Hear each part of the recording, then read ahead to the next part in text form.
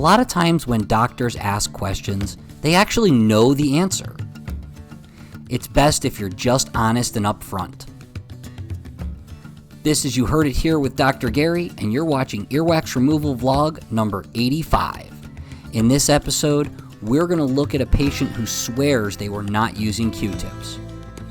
As we look down the ear canal, that earwax really does look like it's compressed in the middle and extends further along the ear canal walls, suggesting that something, oddly shaped like a Q-tip, was put in the ear to push the wax further back.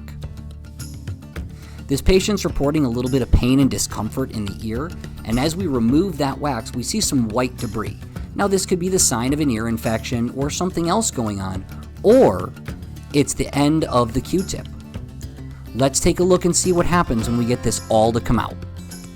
If you like these wax removal videos, please take a moment to like and subscribe. It really does help with the YouTube algorithm and lets us get this content in front of more people. Alright, now let's look what came out. It is the entire cotton part of the end of a Q-tip. This is why we should stop using Q-tips to clean our ears.